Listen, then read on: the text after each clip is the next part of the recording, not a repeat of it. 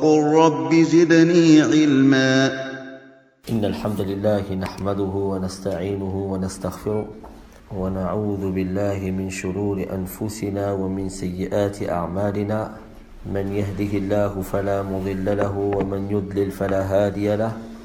وأشهد أن لا إله إلا الله وحده لا شريك له وأشهد أن نبينا محمدا عبد الله ورسوله. أما بعد فإن أصدق الحديث كتاب الله تبارك وتعالى وخير الهدي هدي محمد صلى الله عليه وسلم وشر الأمور محدثاتها وكل محدثة بدعة وكل بدعة ضلالة وكل ضلالة في النار. Nous entamons aujourd'hui un nouveau chapitre qui est en fait le dernier du chapitre de la purification, le chapitre des menstrues. Donc il dit, chapitre des menstrues, la base de tout sang qui sort de la femme, de ses parties génitales, est considéré comme du sang des menstrues, sans pour cela délimiter un âge précis, ni une quantité précise, ni une récurrence précise. Je vais expliquer tout ceci, Inch'Allah, tabaraka wa ta'ala.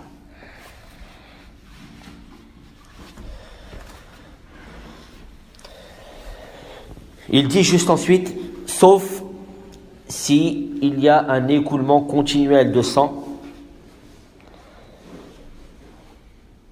ou alors que ces menstrues ne cessent, ou plutôt que ce sang ne cesse de s'écouler, ne serait-ce qu'un petit peu, à ce moment-là, la femme sera considérée en état de métroragie, l'istihada. Tout ceci, je vais le définir, Inch'Allah. Avant d'aller plus loin dans le livre, il faut s'arrêter et expliquer plusieurs choses. Premièrement, qu'est-ce que sont les menstrues? Qu'est-ce qu'on appelle les menstrues? Al-Hayd. C'est un sang qui est naturel et qui sort du fond de l'utérus de la femme, à des moments précis. Donc on appelle ça un cycle, car justement, ceci vient à des moments précis. Non. C'est un sang naturel qui a été prescrit aux filles d'Adam, alayhi salam, aux filles d'Adam, de Adam. Comme le prophète a dit, sallallahu alayhi wa sallam, lorsqu'il vit Aïcha en train de pleurer dans la mosquée sacrée. Il lui a dit, pourquoi pleures-tu? Es-tu en état de menstru? Et elle a dit oui. Non, c'est-à-dire qu'elle ne pouvait pas accomplir certains rites du pèlerinage. Alors le prophète, sallallahu alayhi wa sallam, comme pour la rassurer, lui a dit, c'est quelque chose qu'Allah a prescrit aux filles de Adam. Banati Adam. Non. Sur la base de ceci, nous disons que le sang des menstrues est un sang naturel et il est signe de bonne santé chez la femme. Non, ce n'est pas une maladie comme on pourrait le croire. Une femme qui a ses menstrues et d'autant plus régulièrement, à des périodes régulières, on dira que cette femme-là est en bonne santé. Non. D'où vient ce sang? C'est un sang en fait qui était destiné à la base à servir de nourriture à un éventuel enfant. Mais comme il n'y a pas eu d'ovulation, donc ce sang-là, en fait, doit s'évacuer. Non. Et il s'évacue par les voies génitales. Non. La chose à comprendre ici, barakallahu fikum, après toutes ces considérations d'ordre médical, il faut savoir que dans la législation de l'islam, la base du sang qui sort de chez la femme, de ses parties génitales, est considérée jusqu'à preuve du contraire comme du sang des menstrues. C'est très important de comprendre ça, barakallahu fikum. Car en cas de doute, il se peut qu'une femme ait des doutes à savoir est-ce que ce qui sort c'est des menstrues ou alors un sang qui coulerait, un sang normal comme celui qui coule dans les veines. Il y a des règles religieuses qui sont liées à tel sang ou à tel sang. Donc, elle se doit de statuer. Donc, en appliquant cette règle, ceci viendra évacuer tous les doutes, alhamdulillah. Donc, tout sang à la base qui sort des parties génitales de la femme est considéré comme du sang des menstrues jusqu'à preuve du contraire. Non, mais quoi? Cheikh Saadi ici, Cheikh Abdurrahman ibn Saadi nous dit quelque chose de très important. Et c'est ce qui fait aussi, justement, la valeur de ce livre, c'est qu'il a simplifié ce chapitre qui constitue quand même, chez les savants de tout temps, un chapitre ou des problématiques sujettes à divergence. Beaucoup de divergences même. Mais il l'a simplifié. Et comme vous allez le voir, Inch'Allah, au final, c'est relativement simple à comprendre. Il dit, concernant la femme qui a ses menstrues, on ne peut pas définir un âge précis, un âge minimum à partir duquel la femme peut être menstruée, et un âge maximum. Ceci dépend d'une femme à une autre. Non? On ne pourra dire, par exemple, à partir de 9 ans, on considère que la femme a ses menstrues. Jusqu'à 45 ans, 50 ans, par exemple. Non? Il n'y a aucune preuve tirée du Coran et de la Sunna qui viendrait nous permettre de statuer et de définir un âge minimum et un âge maximum. Alors, comment on va considérer qu'une femme est menstruée ou non? Tout simplement lorsqu'elle verra, elle, le sang des menstrues. Et à partir de quand la femme sera ménopausée, c'est-à-dire que le cycle menstruel va s'arrêter, à partir du moment où elle n'aura plus ses menstrues. Non? Donc, Cheikh Saadi attire notre attention ici en disant, il n'y a pas un âge précis pour les menstrues, ni minimum, ni maximum. De même, il n'y a pas une quantité précise de sang. Ça peut être des menstrues qui sont abondantes, comme minimes. Non? De même, il n'y a pas aussi de limite concernant la récurrence. C'est-à-dire qu'une femme, en général, elle a ses menstrues une fois par mois. Ça, c'est la norme, la généralité. Il se peut qu'elle ait 2 cycles dans le mois. On a même vu à l'époque de Ali ibn Abi Talib une femme qui a eu 3 périodes de menstrues dans le même mois. 3 périodes. Jusqu'à ce que Ali a ramené cette femme au Qadi Shuraih, qui lui a demandé des explications, à savoir pourquoi elle ne jeûnait pas, pourquoi elle ne priait pas. Et elle a dit, j'ai eu 3 périodes de menstrues dans le même mois. Imaginez-vous. Mais c'est des cas très rares. C'est pour ça que le Qadi Shuraih a demandé des explications. Sinon, on ne demande pas d'explications. Dès que la femme voit le sang, elle s'arrête de prier et de jeûner. Dès qu'elle est pure, elle reprend la prière et le jeûne. Donc, pas de limite d'âge, aucune limite dans les quantités. On ne statue pas sur une quantité précise, quantité de sang précise. Et enfin, aussi la répétition du cycle.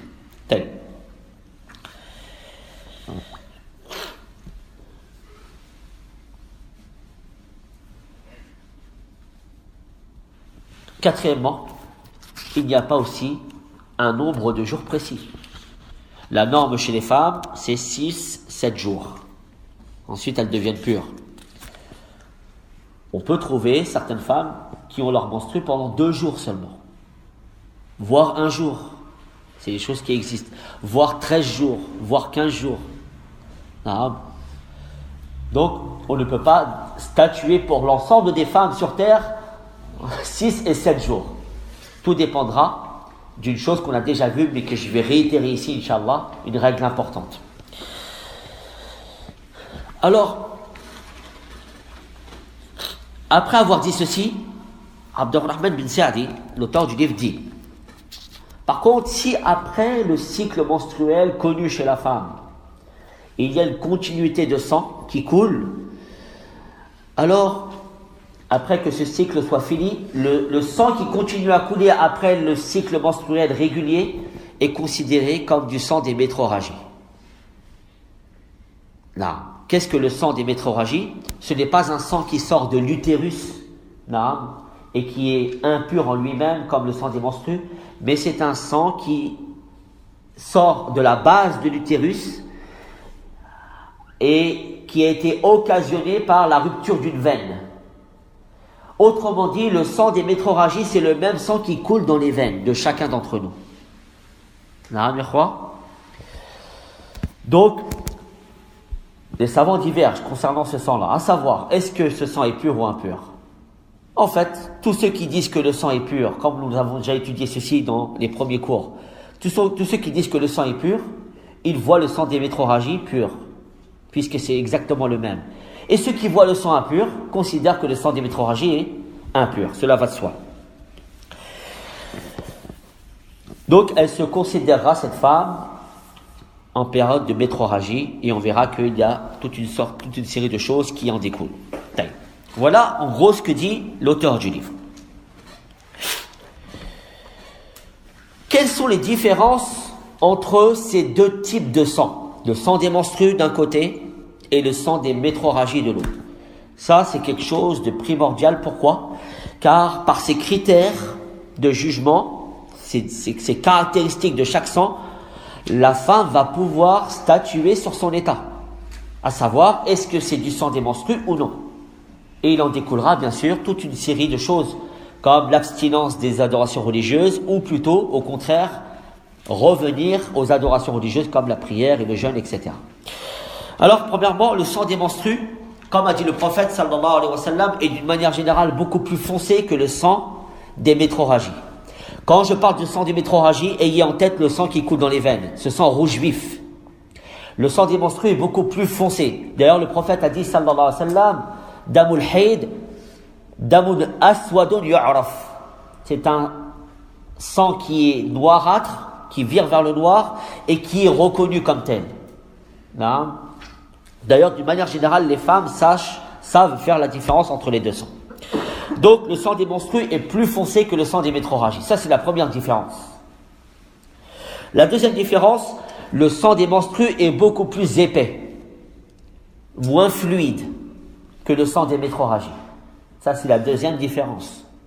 La troisième différence se retrouve dans l'odeur de ce sang. Le sang des menstrues a une odeur désagréable, contrairement au sang des métrorragies. Et enfin, la quatrième caractéristique qui caractérise le sang des menstrues, c'est que il sèche difficilement. Non? Alors que le sang des métrorragies, c'est un sang qui sèche vite, non? Qui devient très vite sec. Voilà 4 critères de jugement qui permettent à la femme de savoir si sort d'elle du sang des menstrues ou du sang des métrorragies. Non.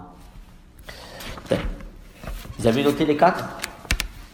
Donc on a la couleur qui est beaucoup plus foncée dans le sang des menstrues que dans le sang des métrorragies. On a la texture beaucoup plus épaisse dans le sang des menstrues que dans celui des métrorragies. L'odeur qui est très prononcée dans le sang des menstrues par rapport au sang des métrorragies. Et enfin, le sang des menstrues sèche difficilement. Non. Contrairement à l'autre. La femme maintenant, on va s'occuper de la femme qui est touchée par ses menstrues.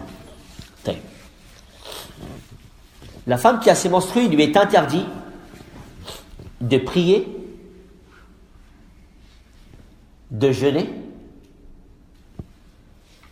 de toucher le mushaf, de toucher le Coran, de faire le tawaf autour de la Kaaba. Là, nous avions déjà étudié ceci, n'est-ce pas? Je vous rappelle ce qu'avait dit Cheikh Saadi dans le chapitre précédent. Il avait dit, celui qui est touché par une impureté rituelle mineure, il ne lui est pas permis de tourner autour de la Kaaba. Non, ça c'était son avis, et de toucher le mushaf. Celui qui est touché par une impureté rituelle majeure, en plus de ce qui a été cité, il lui est interdit de lire quoi que ce soit du Coran et de rester dans la mosquée sans ablution. Et il a rajouté, on rajoute en plus de ce qui a été cité pour la femme qui a ses menstrues et celle qui a les lochis, je vais y venir, le lochis c'est celle qui a des saignements après accouchement. Il lui est interdit de jeûner, il lui est interdit d'avoir des rapports sexuels avec son mari, il lui est interdit d'être divorcé. Non, à ce moment-là, pendant cette période. De même, à plus forte raison, il lui est interdit de prier. Elle est impure. Donc pendant sa période de menstrues, elle s'abstiendra de prier et de jeûner. Quant à la prière, elle n'aura pas à la rattraper. Non, elle ne rattrape pas les prières pendant lesquelles elle s'est abstenue de prier à cause des menstrues. Par contre, pour le jeûne, alors dans ce cas-là, elle aura le nombre de jours à rattraper. Le nombre de jours conséquent à rattraper. Par exemple, si elle a été en période de menstrues pendant 6 jours, elle aura 6 jours de jeûne à rattraper si c'était pendant un jeûne pendant le mois de Ramadan. Il lui est interdit d'avoir des rapports, ceci est corroboré par la parole d'Allah tabaraka wa ta'ala. يسألونك عن المحيض قل هو أذى فاعتزلوا النساء في المحيض. C'est-à-dire, il t'interroge au sujet des menstrues. Et ici, lorsqu'on parle de mahid, on ne parle pas de haid, des menstrues en elles-mêmes. Lorsqu'on dit mahid, c'est le terme coranique, on parle de l'endroit où les menstrues sortent et du temps des menstrues. Du temps des menstrues et de l'endroit où elles sortent. C'est ce qu'on appelle ismu zaman ou ismu makan, mahid. Alors Allah dit, il t'interroge au sujet du temps des menstrues et de l'endroit où elles sortent. Et Allah dit, Qul huwa adhan, ceci est une impureté, une souillure. Fa'tazilu an-nisaa fil mahid. Écartez-vous des femmes pendant la période de menstrues et à l'endroit des menstrues. Vous avez compris? C'est-à-dire pendant qu'elles ont leur menstrues, pendant 6-7 jours, on n'a pas le droit d'avoir des rapports avec elles. De même, écartez-vous de l'endroit où sortent les menstrues, car le sang des menstrues est une souillure à part entière. Ça, c'est concernant les rapports. Elle n'a pas le droit d'être divorcée pendant ses menstrues, puisque Allah dit tabaraka wa ta'ala fatalliquhunna li'iddatihinna, divorcez-les li'iddatihinna, c'est-à-dire après qu'elles aient accompli ou fini leur période de viduité. Elles sont interdites de prier aussi, car le prophète a dit, sallallahu alayhi wa sallam, dans le hadith rapporté par l'imam al-Bukhari wa Muslim, d'après la version de Fatimata, d'après la version de Aïcha, qui a dit de Fatimata bintu Abi Hubaysh, qui était atteinte de métrorragie, d'écoulement de sang continuel. Elle a dit, Ya Rasulallah, inni ustahadu, je suis atteinte d'écoulement de sang continuel. Afa ada'u as-salat, dois-je délaisser la prière? Et le prophète lui a dit, sallallahu alayhi wa sallam, innama dhaliki irq, ceci n'est qu'une veine, c'est-à-dire une veine qui a cassé, et c'est à cause de ça que le sang coule. Mais le prophète a dit quelque chose de très important par la suite. Il a dit, sallallahu alayhi wa sallam, fada'i as-salata qadra al-ayyam allati kunti tahidina fiha. Délaisse la prière pendant la période où tu as tes menstrues, le nombre de jours où tu es menstrué. Thumma ightasili wa salli. Puis, lorsque ceci est fini, procède au lavage rituel et prie. Donc ici, le prophète sallallahu alayhi wa sallam a différencié quoi? Les métrorragies, cette veine, et les menstrues. Et il a dit pendant les menstrues, la femme ne doit pas prier, puisqu'il lui a ordonné de reprendre la prière après s'être purifiée. Barakallahu fikum. C'est une preuve comme quoi la femme qui a ses menstrues ne prie pas. Elle ne jeûne pas non plus, puisque le prophète a dit sallallahu alayhi wa sallam, alaysa ihdakunna idha hadat lam tasum wa lam tusalli. N'est-ce pas le fait que lorsque l'une d'entre vous a ses menstrues, elle ne prie pas et elle ne jeûne pas? Non.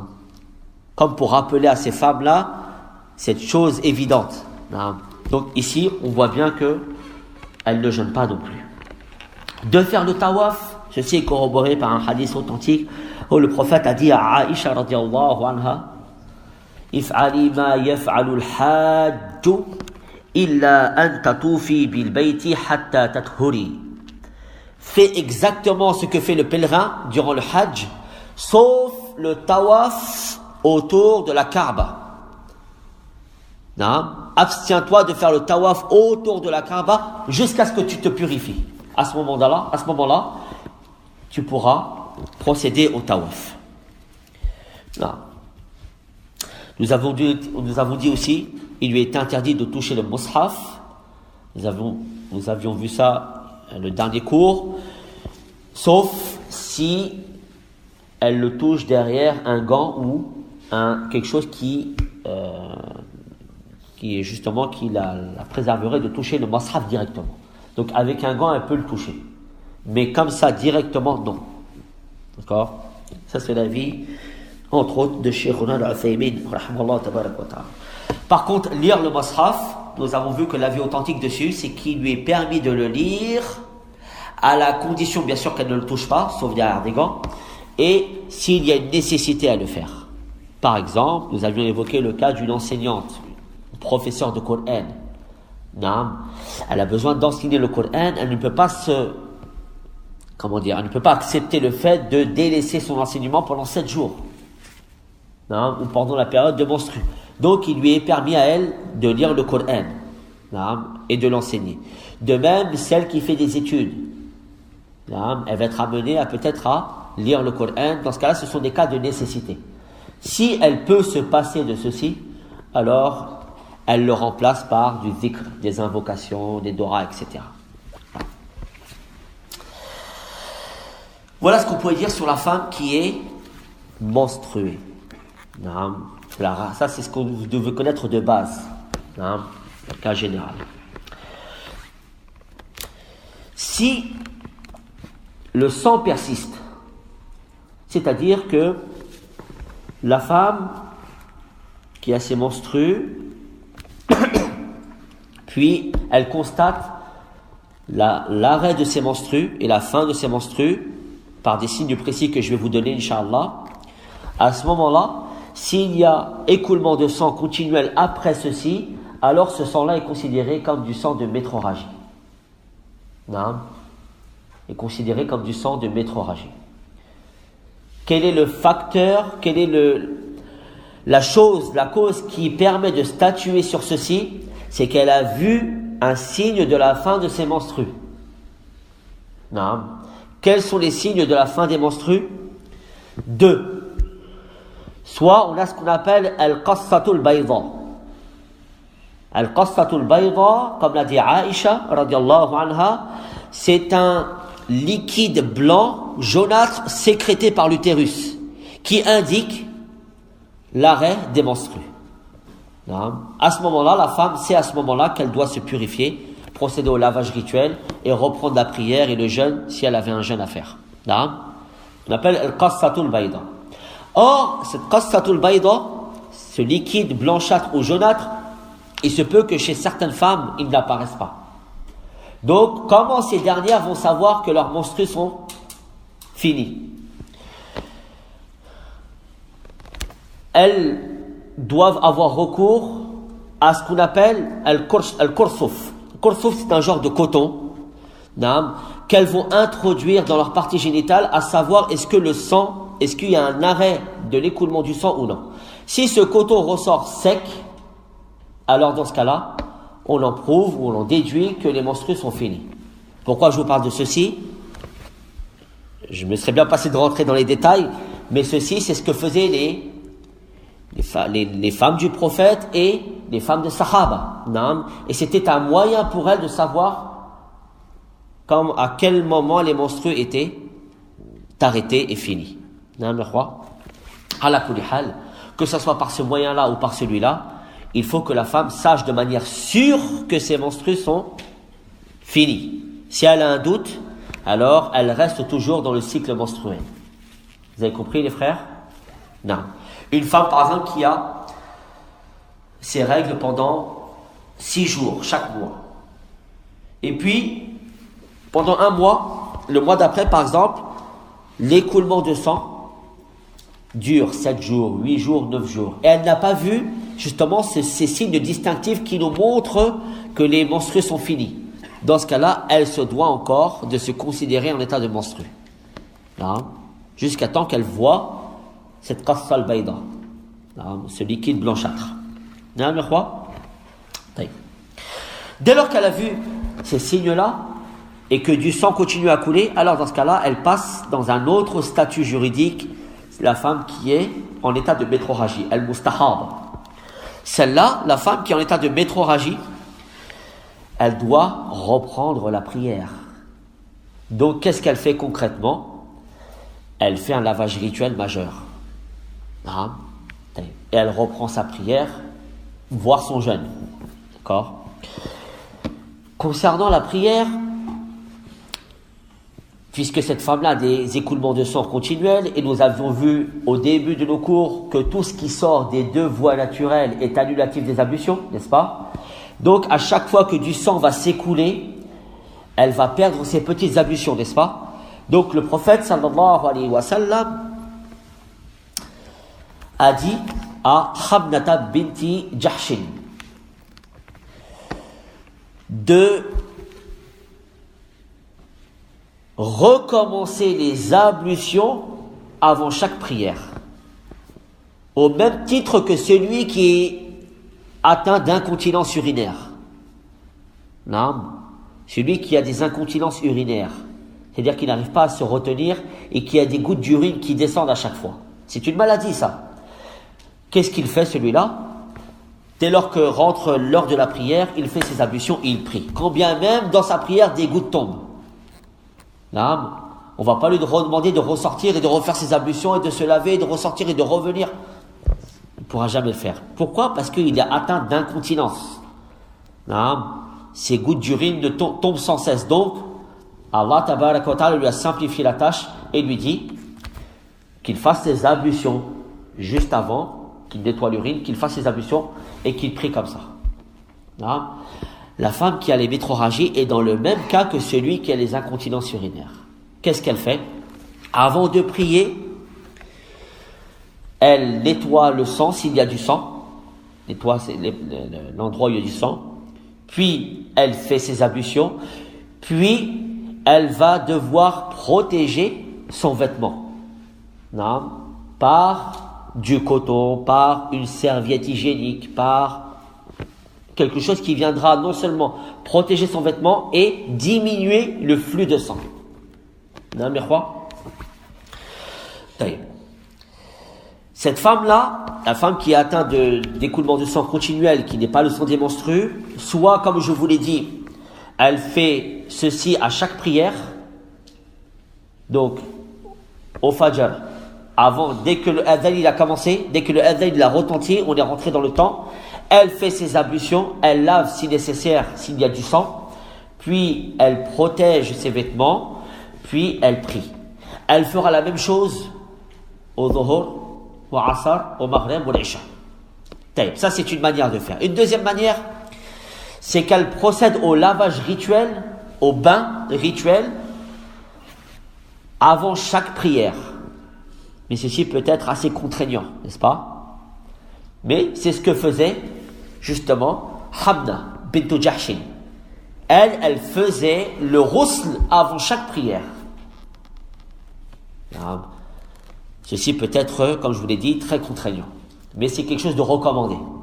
Et il y a une troisième solution qu'ont édicté les savants, c'est qu'elle va regrouper les prières qui peuvent être regroupées. Le Dhuhr avec le Asr, le Maghrib avec l'Isha. Et elle aura donc à ce moment-là 3 moments de la journée pour faire le lavage. Un avant l'aube, pour la prière du Fajr, elle fait un lavage complet. Le deuxième lavage avant le Dhuhr, et elle prie juste après le Dhuhr et l'Asr ensemble. Et enfin, un troisième lavage, juste à l'heure du Maghrib, et elle priera le Maghrib et l'Isha ensemble, afin de lui faciliter. Donc, il n'y aura plus 5 lavages, mais 3. Donc, soit on fait les 5 lavages, comme le faisait cette sahabiya, radiyallahu anha, la femme d'Abdurrahman ibn Auf. Soit elle fait 3 lavages, en regroupant les prières, soit elle garde les prières à l'heure, mais elle ne fait pas un lavage, elle refait ses ablutions seulement. Là.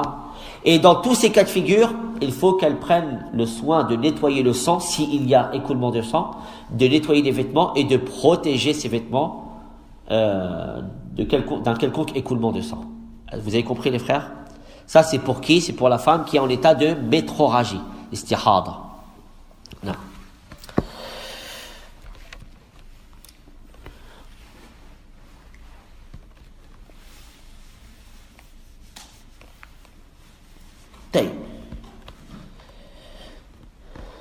Il y a un troisième cas de figure aussi, ou un troisième aspect à étudier lorsqu'on étudie le chapitre des menstrues, c'est ce qu'on appelle al-nifas, les lochis. Qu'est-ce que les lochis? Les lochis, ce sont un écoulement de sang qui survient après l'accouchement. On dit que la femme est en couche, c'est-à-dire qu'elle a des écoulements de sang suite justement à son accouchement. En général, ces écoulements de sang sont toujours liés à des douleurs. Concernant le sang des lochis, il est identique au sang des menstrues. Donc impur, il est impur, et il t'interdit par voie de conséquence, il interdit à la femme par voie de conséquence de prier, de jeûner. Il interdit tout ce qui est interdit pour la femme qui a ses menstrues, au même titre.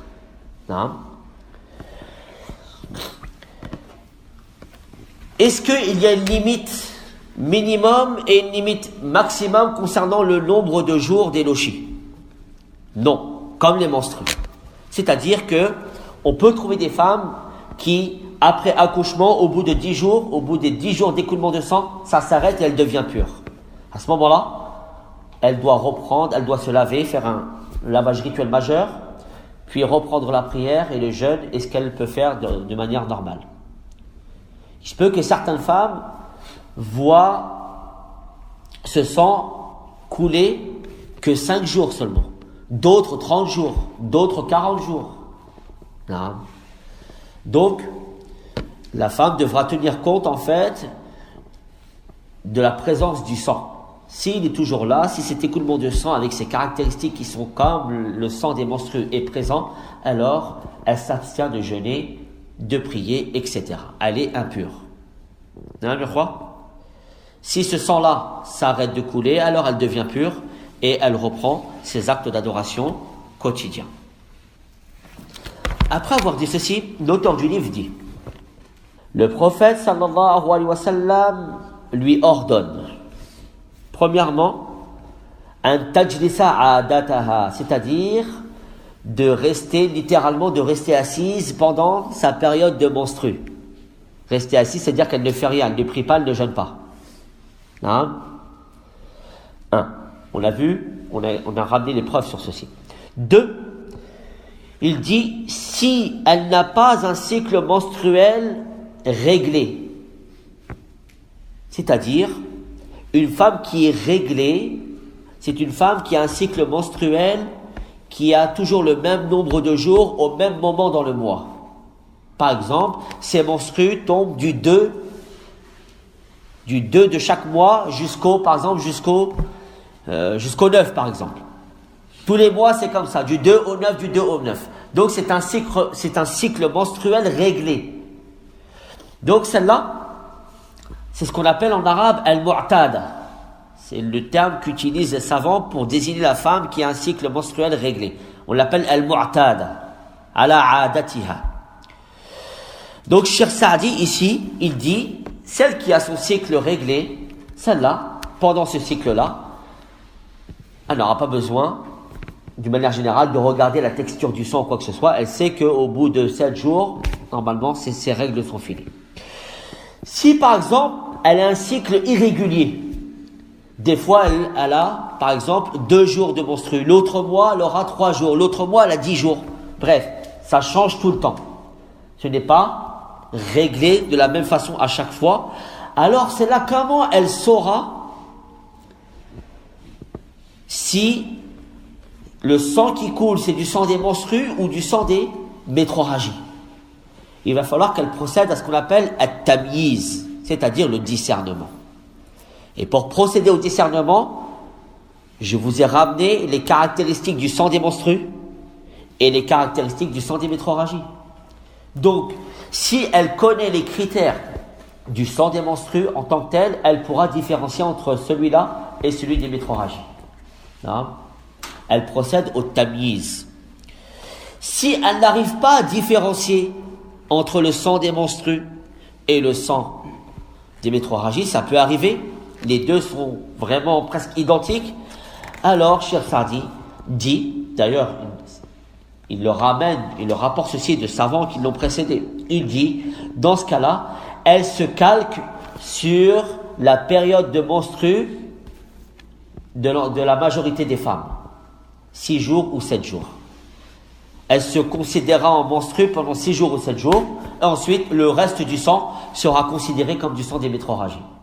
Il s'en suivra donc qu'elle devra au bout de 6 ou 7 jours faire le ghusl, le lavage rituel, comme si elle était purifiée, et ensuite elle reprend la prière et le jeûne. Non, mais quoi? Donc je répète, la première des choses à faire pour la femme qui est réglée, al-mu'tada, c'est qu'elle compte le nombre de jours qu'elle a l'habitude, dont elle a l'habitude d'être en état de menstru. Passé ce nombre de jours, elle fait son lavage rituel et elle recommence ses adorations, elle devient pure, elle se purifie. Si son cycle est irrégulier, alors dans ce cas-là, elle a recours au tamyiz, au discernement. Elle regarde les 2 sangs. Est-ce que c'est un sang des menstrues? Dans ce cas-là, elle continue à être en état de menstru.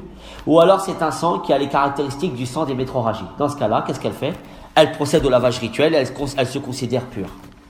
Là, si elle n'arrive pas à différencier, alors dans ce cas-là, elle se base sur 6 jours ou 7 jours. Là, qui est le nombre de jours du cycle menstruel chez la majorité des femmes. Certains savants disent que ici il ne faut pas regarder la majorité des femmes. On regardera les femmes de sa famille, sa mère, sa sœur, sa grand-mère, car il y a une notion génétique dedans, dans le sens où la fille aura sûrement le même nombre de jours que sa mère et sa grand-mère. Donc si sa mère et sa grand-mère ont un nombre de jours par exemple régulier de 9 jours par exemple, alors dans ce cas-là, elle se calquera, à défaut de discerner les 200, elle se calquera sur le nombre de jours de sa mère et de sa grand-mère et des femmes de sa proche famille. Et elle sera en menstru pendant 9 jours. Ensuite, à partir de ces 9 jours-là, elle fera un lavage rituel majeur et le reste du sang sera considéré comme des métros. Je sais que ça vous parle pas trop, mais il faut que vous puissiez connaître ces choses-là afin que vous puissiez les enseigner à vos femmes, à vos filles, à vos sœurs aussi. Très important. Il y a certains cas de figure qui peuvent se poser. Donc je vous en ai ramené certains. Concernant le jeûne, vous savez que Allah Tabaraka wa Ta'ala, concernant le jeûne du mois de Ramadan, nous ordonne de jeûner de l'aube jusqu'au coucher du soleil, n'est-ce pas? Imaginons qu'une femme était impure. Quand je dis impure, c'est-à-dire qu'elle était en période de menstru avant l'aube, avant l'entrée de l'heure du Fajr. Puis elle devient pure après l'entrée de l'heure du Fajr. Elle devient pure après l'entrée de l'heure. Par exemple, un cas concret, l'entrée de l'heure du Fajr est à 5 heures du matin. Elle, jusqu'à 5 heures, elle est impure. Arrive 5h30, elle est encore impure. Arrive 6 heures, elle voit que sa période de menstru est finie. La question qui se pose ici, doit-elle jeûner ce jour-là ou non? Les savants divergent entre 2 avis. Le premier, c'est qu'ils disent elle doit continuer de jeûner, mais ce jour-là ne sera pas compté comme un jour de jeûne. Elle se doit de jeûner car elle est pure, mais comme elle n'a pas fait sa niya avant le lever du soleil, ou avant le Fajr plutôt, donc ceci ne lui sera pas compté comme un jour de jeûne, elle devra le rattraper. Ça, c'est un avis. Le deuxième avis, c'est l'avis le plus authentique. C'est que ce jour-là, comme elle l'a débuté en étant Fatira, c'est-à-dire en rompant le jeûne, elle n'avait pas l'intention de jeûner, dans ce cas-là, il ne lui est pas obligatoire de jeûner le reste de la journée. Par contre, cette journée-là, elle devra la rattraper. Maintenant, deuxième cas de figure, une femme qui devient pure juste avant l'heure du Fajr. L'heure du Fajr, elle rentre à 5 heures. Elle se rend compte qu'à 5 heures moins le quart, elle est devenue pure. Ses menstrues sont finies. Taïeb. Celle-là, qu'est-ce qu'elle fait? Elle jeûne, sans problème. Non. Car son intention a été formulée avant le lever, avant l'entrée de l'heure du Fajr. Non, mais quoi? Taïeb. Ça, c'est concernant le jeûne du matin. Maintenant, le soir. Le jeûne se finit au coucher du soleil, n'est-ce pas? Au Maghreb. Une femme qui est en état de menstru pendant un quart d'heure avant, jusqu'à un quart d'heure avant le coucher du soleil. Là. Et à ce moment-là, excusez-moi, une femme est en état de pureté un quart d'heure, jusqu'à un quart d'heure avant le coucher du soleil. Si c'est un doute, le doute n'annule pas la certitude. Elle ne vérifie pas? Si, justement, je vais y venir, elle vérifie. Rappelez-vous le hadith de Salama lorsqu'elle rapporta que Sulaym est venue voir le prophète sallallahu alayhi wa sallam et a dit: Ya Rasulallah, inna Allah la yastahi min al-haq. Ya Rasulallah, Allah n'a pas honte et n'éprouve aucune pudeur vis-à-vis de la vérité. Hal ala al-mar'ati min ghuslin idha hiya ihtalamat? Est-ce que la femme doit procéder à un lavage rituel majeur dès lors qu'elle a eu un rêve érotique? Et le prophète lui répond sallallahu alayhi wa sallam: Na'am idha ra'atil ma. Oui, dès lors qu'elle a vu al-ma, c'est-à-dire le sperme, l'éjaculation. Il en est de même ici. Dès lors que la femme a vu le sang couler réellement, alors dans ce cas-là, oui, elle est rentrée dans ses menstrues. Si elle n'a rien vu, que ce sang n'est pas encore sorti, bien qu'elle le ressente en elle-même, ou alors elle pressent des douleurs, ceci ne change rien. Elle reste pure. Donc, à partir de quand se considère-t-elle impure? À partir du moment où elle a vu le sang. Barakallahu fikum. Comme on l'avait déjà étudié dans le hadith dans ce hadith-là, nous avions parlé du fait que le sperme annule les ablutions, la sortie du sperme. Dès lors qu'il reste dans le corps et qu'il ne sort pas, la personne reste pure. Il en est de même ici, barakallahu fikum. Donc elle continue son jeûne et Inch'Allah son jeûne sera accepté. Par contre, si au même moment, un quart d'heure, ne serait-ce que même une minute avant l'entrée du Maghreb, le sang des menstrues a coulé. Dans ce cas-là, cette journée-là, elle est partie. Non, elle devra la rattraper. Quand on reçoit quelque chose, elle est dans l'obligation de vérifier ou pas? Elle vérifie, oui. Tout de suite, Oui, elle vérifie. Si c'est des douleurs, non. Par contre, si elle sent que quelque chose a coulé, dans ce cas-là, elle vérifie. On ne peut pas laisser comme ça sans vérifier. Non, il faut faire preuve de Bonne foi. tahari, c'est-à-dire c'est quoi le contraire de laxisme? De sérieux. De rigueur, c'est exactement ça. Elle fait preuve de rigueur, il faut faire attention. Parce que la prière est liée, le jeûne et la prière sont liés à ça. Maintenant, ça c'est concernant le jeûne. Maintenant, concernant la prière, il se peut qu'une femme tombe en état de menstru en plein milieu de la journée. Il se pose un cas de figure ici. Imaginons qu'à l'heure du Dhuhr, pour simplifier, on va dire que le Dhuhr il est à midi. D'accord? Pour simplifier. L'heure du Dhuhr rentre. Elle est encore pure, c'est-à-dire qu'elle est dans l'obligation de prier. Mais pour X raison, elle retarde sa prière d'une demi-heure, 3 quarts d'heure, par exemple. Avant de prier, elle a ses menstrues. La question qui se pose ici, la prière du Dhuhr qu'elle devait prier, alors qu'elle est encore pure, est-ce qu'elle devra la rattraper ou non?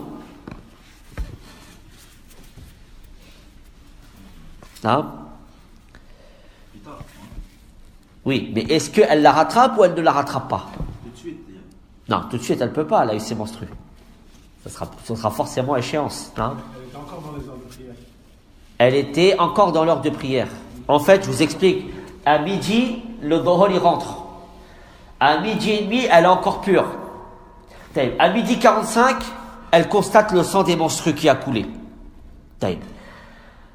Normalement, elle devait prier le dhuhr alors qu'elle était pure, n'est-ce pas? Mais elle avait tout le temps pour le faire, jusqu'au asr, certes. Mais elle devait prier.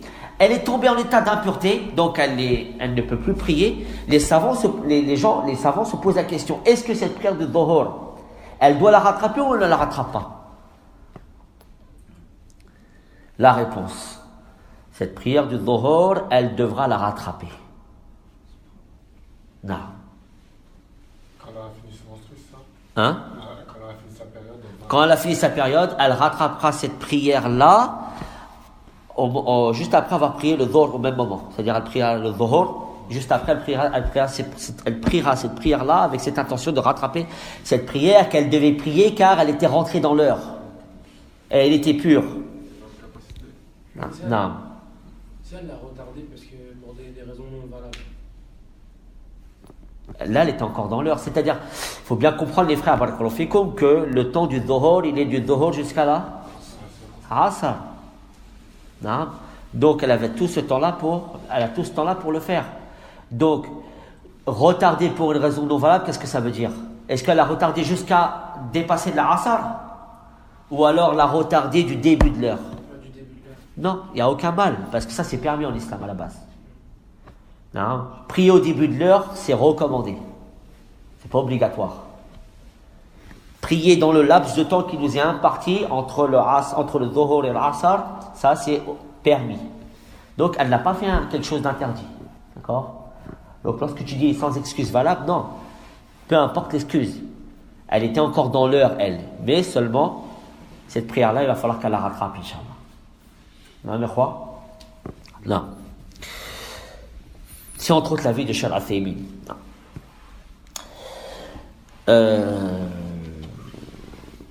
Maintenant, la personne, le contraire. Une femme qui a ses menstrues, qui est impure, et elle devient pure. Non. Par rapport à la question, quand elle rattrapera, par exemple, si elle fait faire la prochaine fois à l'heure du dhuhr. Oui, au même temps. C'est-à-dire au même laps de temps. C'est-à-dire, elle fait le dhuhr qui lui est obligatoire, et ensuite elle fait cette prière-là qu'elle doit rattraper juste après. Non. Dans le temps de la prière qu'elle a raté, le temps qui correspond. Si c'était l'asr, elle fait au temps du asr. Si c'était au maghreb, au temps du maghreb. Non. Deuxième cas de figure. Une femme qui est en état de menstru. On va reprendre le même exemple avec le même période de journée, Inch'Allah. À midi, l'heure du dhuhr, elle rentre, elle est encore en état de menstru, en période de menstru. Donc elle ne prie pas, sans problème.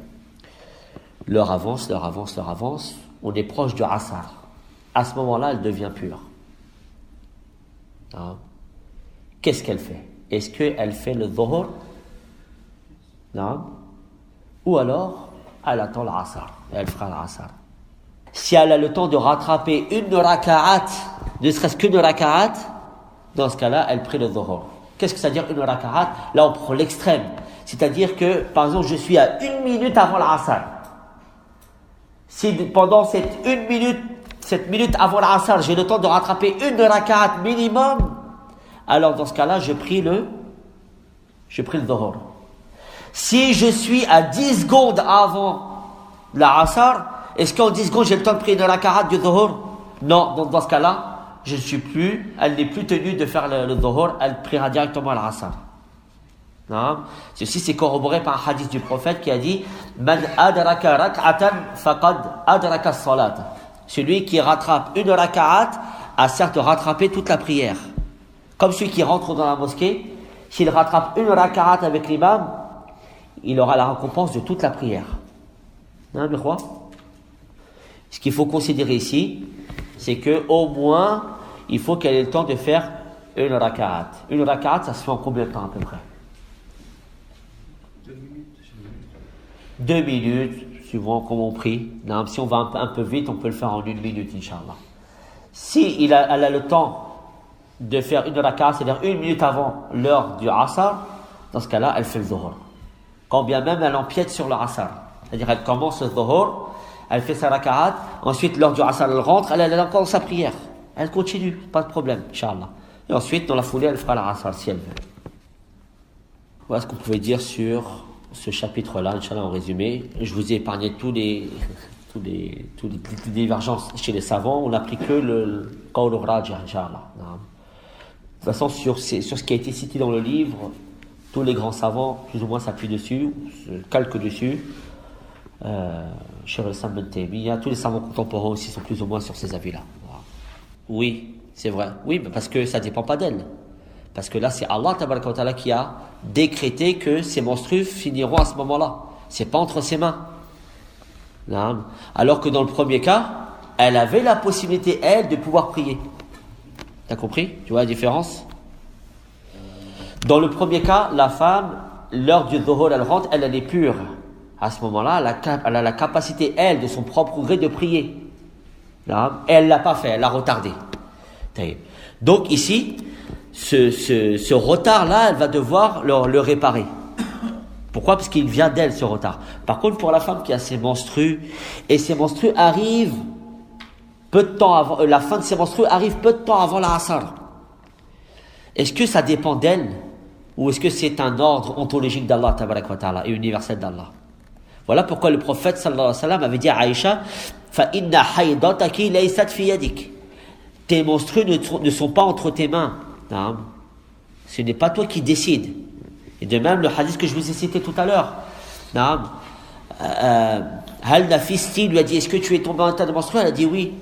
Elle a dit, hada ma qad katabahu Allahu ala banati Adam. C'est une chose qu'Allah a prescrite aux filles de Adam, aux descendantes de Adam.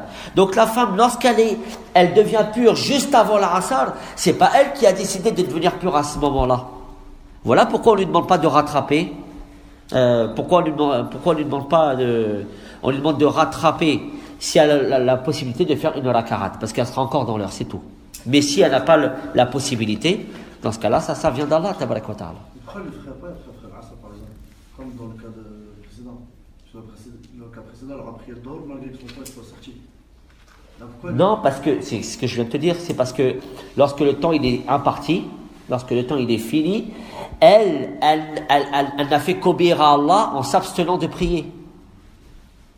La femme qui a ses menstrues qui ne prie pas, qu'est-ce qu'elle fait au final? Elle est en train d'obéir à Allah tabaraka wa ta'ala, n'est-ce pas? Donc elle n'a fait qu'obéir à Allah tabaraka wa ta'ala. L'heure il est passé, elle ne va pas revenir en arrière. Non. C'est comme quelqu'un par exemple qui voudrait prier avec le groupe, avec la mosquée, avec la jama'a. Il arrive en retard. Est-ce qu'il peut revenir en arrière? Là, c'est fini. Donc, qu'est-ce qu'on lui demande de faire? De faire sa prière tout seul. Il ne va pas ramener l'imam une deuxième fois, etc. Tu pries tout seul. Voilà qu'on en fait. T'as raté. Qadallah ma sha fa'al. Cette femme-là, elle n'a pas cherché à rater cette prière. C'est Allah qui lui a imposé ceci. Le temps, il est passé. On ne peut pas revenir c'est pas rétroactif les prières, comme ça. Non? Quand ce n'est pas de ton ressort. Par contre, si c'est toi qui l'as délaissé volontairement, comme par exemple quelqu'un, dans le cas d'un homme par exemple, volontairement il a pris la asar après le maghrib, volontairement, il est sorti de l'heure. Certains savants ils disent, la prière elle reste sur son cou, ala raqabati, il doit la faire. Il a fait un énorme péché. D'autres savants ils disent non, il est sorti d'islam, comme Cheikh Ibn Baz. Il dit celui qui délaisse une prière, il l'a fait sortir de son heure volontairement alors qu'il avait la capacité de le faire, yakfur. C'est un avis chez certains savants, et Cheikh Najmi aussi il voit cet avis-là. Cheikh Al-Uthaymin, il dit que il a fait un grave péché, il ne recommence pas la prière. Pourquoi? Parce que le temps il est fini, il ne revient pas en arrière.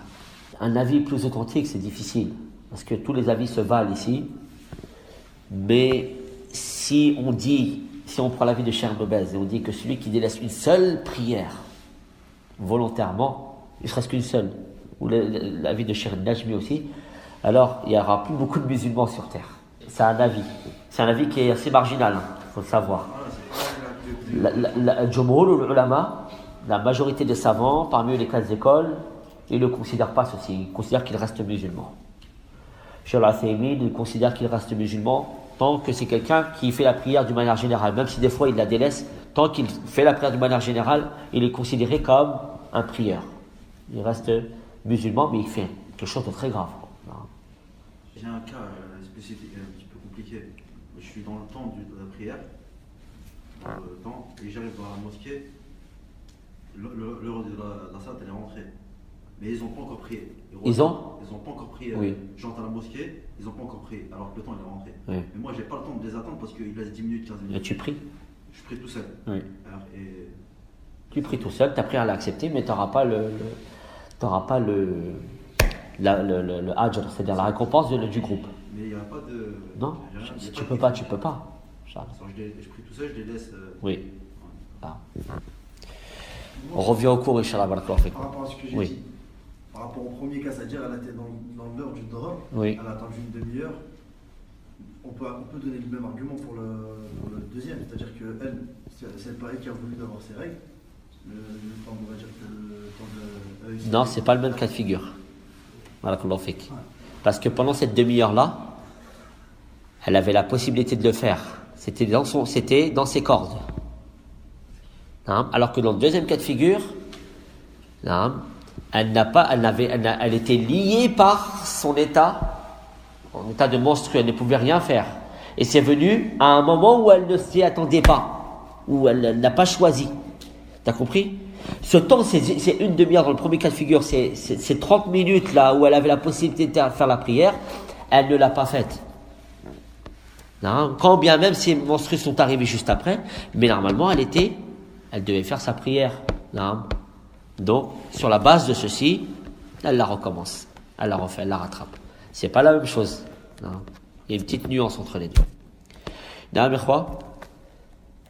C'est bon, Inch'Allah, نقتفي بهذا القدر ونصلي ونسلم على نبينا محمد. اللهم اهدنا واهد بنا واجعلنا سببا لمن اهتدى. اللهم زدنا علما نافعا ورزقا طيبا وعملا متقبلا. اللهم انا نعوذ بك من علم لا ينفع وقلب لا يخشع وعين لا تدمع ونفس لا تشبع ودعوة لا تسمع وحسرة لا تنقضي وسبحانك اللهم وبحمدك أشهد أن لا إله إلا أنت أستغفرك وأتوب إليك. بارك الله فيكم. وقل رب زدني علما